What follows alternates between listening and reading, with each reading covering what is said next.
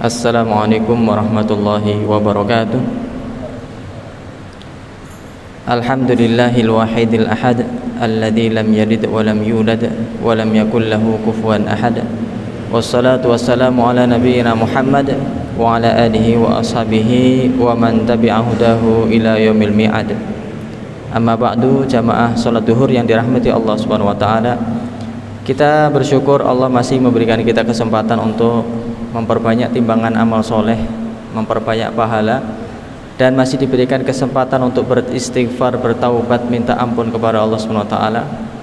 Banyak manusia yang sudah habis masa kesempatan yang dimilikinya, dan kita masih diberikan kesempatan. Itu sesungguhnya adalah nikmat yang luar biasa.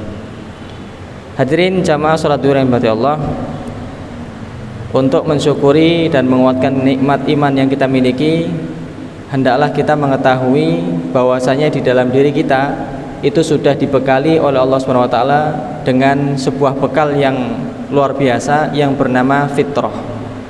Allah sudah membekali di dalam diri kita dari sejak dilahirkan sebuah bekal yang luar biasa yang namanya fitrah. Dengan bekal fitrah ini kita nikmat, senang untuk menyembah Allah. Dengan bekal fitrah ini kita cocok, senang untuk berbuat kejujuran dan nilai-nilai keislaman yang lainnya. Ya. Maka kalau kita pernah melakukan sebuah keburukan, kemudian hati kita kok tidak nyaman, itulah fitrah. Ya. Dan ketika kita sudah melakukan sebuah ketaatan, kita melakukan sedekah, memberikan hadiah kepada orang lain, kok kita bahagia, senang, itulah fitrahnya. Jadi jamaah Allah, apa maksudnya fitrah? Fitrah ini adalah sebuah bekal yang Allah tanamkan di dalam diri setiap anak yang baru lahir. Rasulullah SAW bersabda, kullu mauludin yuladu alal fitrah. Ya, setiap anak itu dilahirkan dalam keadaan memiliki fitrah. Akan tetapi orang tuanya lah yang kemudian membuat dia menjadi yuhawidanihi, yunassironihi, yumajjisanihi. Orang tuanya lah yang kemudian membuat anak ini menjadi Yahudi atau bersifat seperti sifatnya orang Yahudi. Sifat Yahudi banyak disebutkan oleh Allah Ta'ala di dalam Al-Quran, mengingkari janjinya, menipu, dan lain sebagainya. Ya. Orang Yahudi memiliki ilmu tapi tidak mau untuk melaksanakannya. Orang Nasrani tidak memiliki ilmu dalam artian mereka tersesat. Orang Majusi tidak memiliki ilmu dan tidak mengamalkan ilmu. Jadi jamaah Allah, orang tualah kemudian yang membuat anak ini menjadi keluar dari fitrahnya, yang mana fitrahnya tadinya adalah Islam. Jadi makna fitrah ini para ulama juga berbeda pendapat. Yang pertama dan sepakat para ulama adalah mengatakan fitrah adalah agama Islam. Jadi setiap anak yang lahir itu lahir dalam keadaan muslim. Dalilnya mana? Fa'aqim wajhaka lidini hanifa, surat 30 ayat ke-30. Fitratallahi allati fataran nasa 'alaiha. Sesungguhnya maka hadapkanlah wajahmu ke dalam agama yang lurus, fitrah Allah yang Allah berikan kepada manusia. Ya. Jadi setiap anak itu lahir sudah dalam kondisi fitrah, sudah muslim. Makanya para ulama berpendapat bahwasanya ketika anak yang baru lahir atau belum balik kemudian meninggal, mereka berada di mana?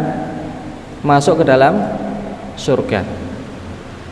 Dan ketika bayi itu lahir dari keluarga muslim, nanti ketika dia sudah besar tidak perlu lagi bersyahadat. Jadi kita yang lahir dari keluarga muslim, usia balik nggak perlu lagi datang ke ustadz, kiai, ulama lalu syahadat, nggak perlu. Itulah makna pertama. Sesungguhnya anak itu lahir dalam keadaan bertauhid atau dalam keadaan muslim atau dalam keadaan beriman. Nah, akan tetapi perkembangannya mereka sesuai dengan kondisi orang tuanya. Nah, maka jamaah ya, sesungguhnya ini menjadi kunci bagi kita dalam mendidik anak-anak kita, ya, menjadi kunci bagi kita semuanya dalam membimbing anak-anak kita. Ternyata Allah memberikan bekal bagaimana cara membimbing putra-putri kita. Allah sudah memberikan bekal berupa tauhid ke dalam diri anak kita, maka tugas kita adalah hanya menjaga mereka agar dalam koridor fitrah yang benar, ya, menjaga mereka agar sesuai dengan fitrahnya. Maksudnya bagaimana? Menjaga mereka agar sesuai dengan Islam, diajarkan nilai-nilai Islam, diajarkan menyembah Allah Subhanahu wa taala, dihindarkan dari lingkungan yang buruk, dihindarkan dari teman-teman yang buruk, dari tontonan-tontonan yang buruk. Jadi kerjaan kita cuman itu. Mari kita ke contoh yang lebih nyata jamaah rahmatullah.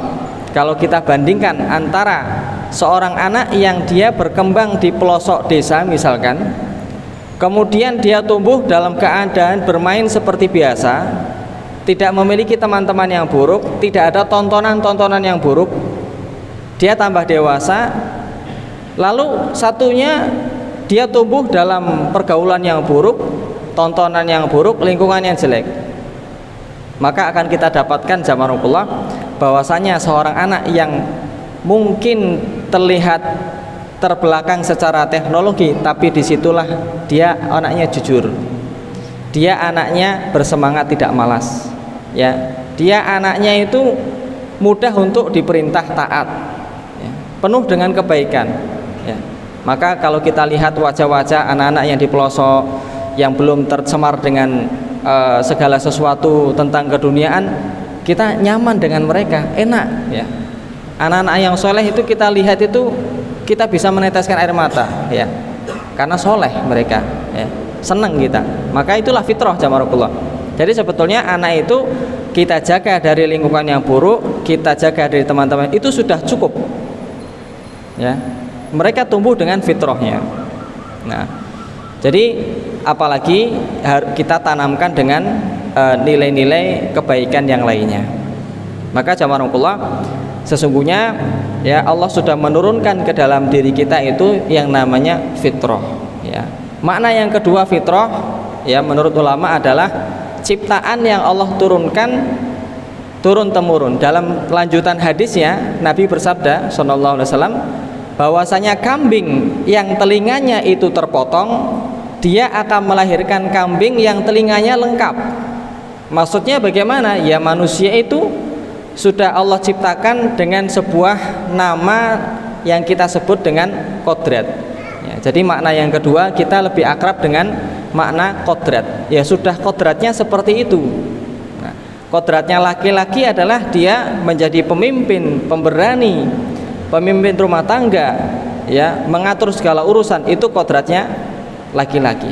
Kodratnya perempuan, fitrahnya perempuan, ya, dia menjadi anak yang solihah kalau dia masih lajang, kemudian menjadi istri yang solihah taat kepada suami, dan kemudian dia menjadi ibu yang solihah mendidik anak-anak, itu kodrat perempuan. Bukan sebaliknya di zaman sekarang sudah menyalahi fitrah. Anak kecil usia yang sangat kecil sudah berani menjadi begal, sudah berani membunuh manusia, membunuh orang lain, maka ini keluar dari fitrahnya, ya. Kemudian laki-laki banyak menjadi perempuan zaman ini, perempuan banyak menjadi laki-laki, ini keluar daripada fitrahnya, berarti sudah tercemar oleh orang tuanya atau lingkungannya. Jadi jamaah, cara kita menjaga keimanan kita, diri kita, anak-anak kita, keluarga kita, semuanya adalah menjaga fitrah tersebut, ya. Jadi mudah Allah berikan bekal, yaitu kita, ya, cukup menjaga keluarga kita agar sesuai dengan fitrahnya sebagai orang yang bertauhid. Yang kedua, fitrahnya sebagai kodratnya sebagai manusia, entah itu laki-laki atau entah itu perempuan.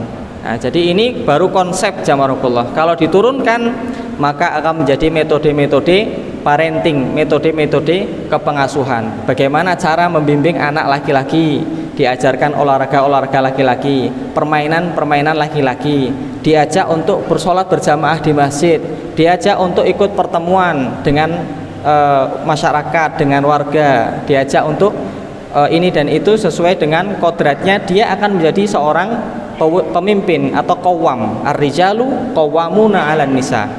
Wanita juga begitu, untuk menjaga fitrahnya dan menumbuhkan fitrahnya, diajarkan dengan permainan anak-anak perempuan.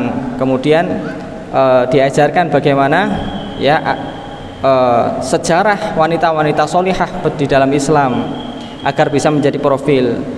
Pas mendekati balik diajarkan bagaimana bersuci, mau menikah diajarkan bagaimana taat kepada suami, mengatur keuangan, mengatur mendidik anak dan sebagainya. Jadi itu cara menjaga fitrahnya. Nah, insya Allah kalau seluruh kaum muslimin mengetahui ya dan menjaga fitrah masing-masing, insya Allah ya semuanya itu akan menjadi keluarga yang baik ya, kemudian menjadi masyarakat yang baik dan menjadi negara yang baik. Jadi harapan kita jamaah kita yang sudah mengetahuinya, maka mari kita jaga fitrah ya anak-anak kita, dan juga kita tumbuhkan fitrah mereka agar ya mereka nantinya menjadi orang yang diridhoi oleh Allah Subhanahu wa taala, kembali dalam keridhaan Allah Subhanahu wa taala. Semoga bermanfaat, kurang lebihnya mohon maaf. Hadanallahu iyyakum. Subhanakallahumma wa bihamdika asyhadu an la ilaha illa anta astaghfiruka wa atubu ilaik. Assalamualaikum warahmatullahi wabarakatuh.